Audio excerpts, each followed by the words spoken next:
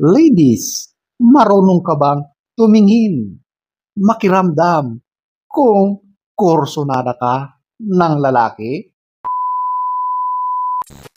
Hello guys! So, ang topic natin for today, eto, mga body language ng lalaki na nagpapahiwatig na type ka niya, gusto ka niya. So, kung nakaka-relate ka, panoorin mo ito. So, without further ado,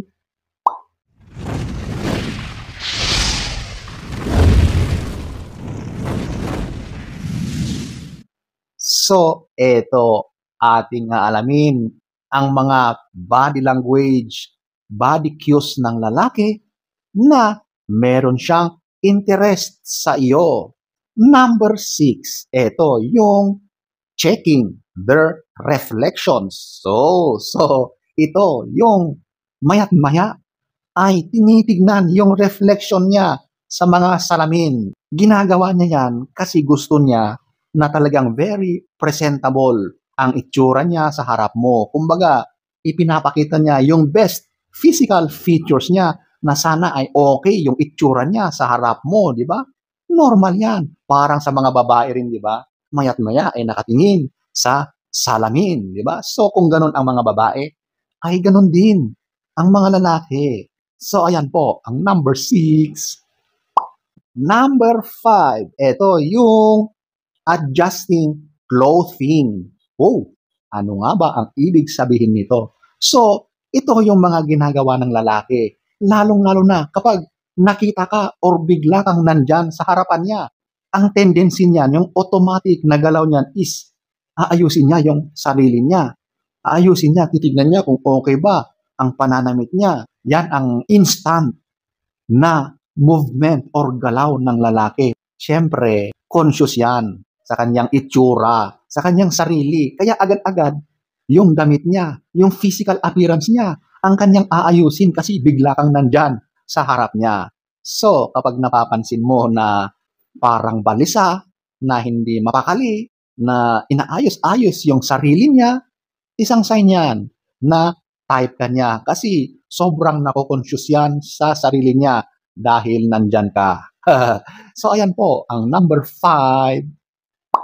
Number 4, ito yung uneasiness or nervousness. Nako, halos lahat ng lalaki kapag sobrang gustong-gusto niya ang isang babae, hindi talaga maiwasan na merong pakiramdam na ninenervyos. Lalong-lalo na pag type niya yung babae. Alam nyo, kahit yung mga napakababaero na lalaki, kapag tinamaan yan, yung tila ba na in love, yung lalaki na yan, talagang kahit expert yan sa mga ganyang bagay, ninervyusin pa rin yan. So how much more doon sa mga normal guys, di ba? Talagang dadaan yan sa sobra-sobrang kaba, sobra-sobrang nervyos, o di ba?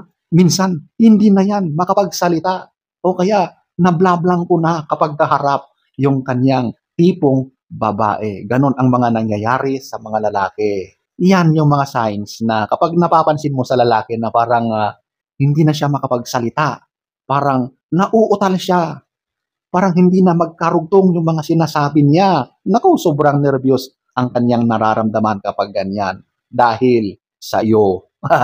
Ganun po yun. Normal po yan sa mga lalaki. Of course, habang tumatagal, na-overcome din niya yung mga ganyang nararamdaman niya. Lalong-lalo na kapag nagpapalagayan na kayo ng loob. Sa umpisa lang naman ang mga ganyan yung mga talagang super na kaba. So ayan po, ang number 4. Number 3, ito yung mirroring your actions. So, itong mga gestures ng lalaki na ito yung mga paggaya niya sa mga ginagawa mo, sa mga actions mo. So, ganon ang ginagawa ng lalaki kapag siya ay tinamaan sa iyo. Okay? So, ang examples nito, kapag magkasama kayo, kakain kayo, hihintayin muna niya na mag-order ka ng food mo. So kapag nakita niya na ganun ang order mo, yun na rin ang kanyang i-order na food. Example yan ng mirroring. Ganon din sa mga gusto mo. Kung ano yung nagugustuhan mo, yun na rin ang nagugustuhan niya. So, kapag napansin mo na parang ginagaya ka ng lalaki, isang sign na yan na talagang interested siya sa iyo kasi ginagaya niya yung mga gestures mo, ginagaya niya, actions, yung mga gusto mo. It is a very obvious sign na super interested siya sa iyo. Kumbaga, invested yung mga feelings niya. Kaya halos lahat ng mga ginagawa mo ay ginagaya, mini-mirror. Ganun ang ibig sabihin nun. Okay? So, ayan po, ang number 3. Number 2, ito yung smiling and laughter. Alam naman natin na ang pagngiti or yung smiling, mas approachable ang mga ganyang ginagawa, di ba? Yung mga ganyang gestures ng isang tao, madaling lapitan, madaling kausapin, mas friendly ang dating, di ba? Kapag nakasmile, okay? So, kapag napapansin mo na, tila yata itong lalaki na ito ay laging nakangiti sa akin, o di ba? So, sign yan na talagang nagpapahiwatig siya na meron siyang interest sa iyo. At yung laughter naman, yung pagtawa. Okay? So, meaning to say, kapag may tawanan na, sigurado na meron ng communication. Nag-uusap na kayo. So, ang gagawin ng lalaki, gagawa siya ng mga nakakatawa, mag-crack ng mga jokes, maglabas ng mga biro para maging funny, maging light ang mga moments ninyong dalawa. So, kapag meron ng tawanan, it means to say na meron ng pag-uusap, meron ng communication between the two of you. Okay? So, ayan po, ang number 2. So, at number 1, ito yung patingin-tingin or frequent eye contact. So, ito yung pinaka-obvious na may gusto sa iyo ang isang lalaki. Yung lagi mo siyang nahuhuli na nakatingin sa iyo. Or, di kaya, kapag nahuli mo siya, nako, nakikipagtitigan na yan sa iyo. So, literal na nagkakaroon kayo ng eye contact. Di ba? So palakasan na yan ng loob. Di ba? Yung mga lalaki na ganyan na nakikipag-eye contact, yan yung mga lalaki na medyo malalakas ang loob.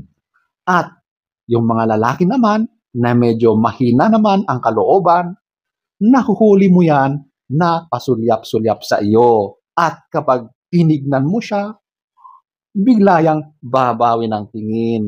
Pero mamaya, titingin ulit yan sa'yo. Wow!